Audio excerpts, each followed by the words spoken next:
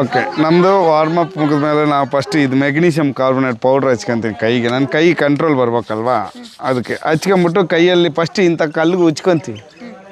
ಕೈ ಸ್ವಲ್ಪ ರಫ್ನೆಸ್ಗೆ ಏನಾದ್ರು ತುಂಬ ಹಾರ್ಡಾಗಿದ್ರೂ ಸ್ಮೂತ್ ಆಗುತ್ತೆ. ಸ್ವಲ್ಪ ಏನೋ ಕೈಯಲ್ಲಿರೋ ಟೆಸ್ಟ್ ಗಿಸ್ಟ್ ಇದ್ರೂ ಹೋಗ್ಬಿಡುತ್ತೆ. ಮಾಡ್ತೀವಿ.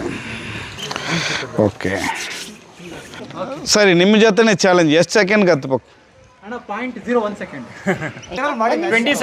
ಮ್ಯಾಜಿಕ್ ಅಲ್ಲ, ಇದು ಪವರ್ ಅಲ್ವಾ? ಸೆಕೆಂಡ್ಸ್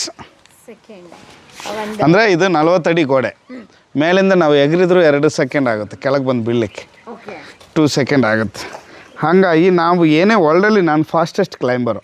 ವಿತೌಟ್ ಸೇಫ್ಟಿ ಹತ್ತೋದ್ರಲ್ಲಿ ನಾನೇ ತುಂಬ ಫಾಸ್ಟಾಗಿ ಹತ್ತಂತನು. ಬಟ್ ಏನೇ ಇದ್ರೂ ಮಿಲ್ಲಿ ಪಾಯಿಂಟ್ ಇದು ಮ್ಯಾಜಿಕ್ ಅಲ್ಲ, ಪಾಡಿ ಪವರ್ ತೊಗೊಂಡು ಹತ್ತಿರ್ತಾನೆ. ಎಷ್ಟು ಸೆಕೆಂಡ್, ಆ ಸೆಕೆಂಡ್ಗೆ ಒಂದು ಮಾನವೀಯತೆಯಿಂದ 1 ಸೆಕೆಂಡ್ ಕೊಟ್ಟರೆ ಆ ಸೆಕೆಂಡಲ್ಲಿ ಹತ್ಬೋದು. ನಾನು 30 ಸೆಕೆಂಡ್ ಕೊಡ್ತೀನಿ. 30 ಸೆಕೆಂಡ್ 40 ಅಡಿ ಹತ್ತಲಿಕ್ಕೆ. ಬಟ್ ಮಾಮೂಲಾಗಿ ಒಬ್ಬ ಮನುಷ್ಯ ಹತ್ತಂಥದ್ದು ಕೊಟ್ಟಿದ್ರಿ ನೀವು. ನೋಡೋಣ ಎಷ್ಟು ಸೆಕೆಂಡ್ ಆಗುತ್ತೆ. ಶೂ ಹಾಕೊಂತದ್ನಿ.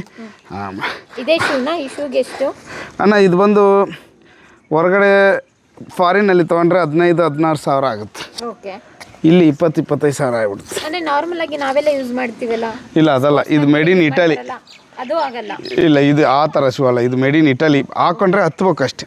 ಏನು ಸ್ಪೆಷಾಲಿಟಿ ಅದ್ರದ್ದು? ಇದು ಹಾಕೊಂಡ್ರೆ ಹತ್ಬೋದು ಅಷ್ಟೇ. ಕಾಲ್ಗಿಲ್ಲಿ ಕಿತ್ಕೊಂಡು ಹೋಗಲ್ಲ, ಕಾಳುಗಳು ಕಿತ್ಕೊಂಡು ಹೋಗಲ್ಲ. ಬ್ಯಾಲೆನ್ಸ್ ಮಾಡ್ಬೇಕು ನಾವು. ಬಟ್ ಇದನ್ನು ನೀವು ಯಾರು ಹಾಕ್ಕೊಂಡು ಹತ್ಬೇಕಂದ್ರೆ 1 ತಿಂಗಳು 2 ತಿಂಗಳು ಟ್ರೈನಿಂಗ್ ಬೇಕು. ಈ ಮಾಮೂಲಾಗಿ ಹಾಕ್ಕೊಂಡ್ರೆ ಈಗ ನೀವು ಹಾಕೊಂಡ್ಬಿಟ್ರೆ ಕಾಲೆಲ್ಲ ಮುದ್ರಕೊಂಡು ತುಂಬ ಪೇಯ್ನ್ ಬರುತ್ತೆ.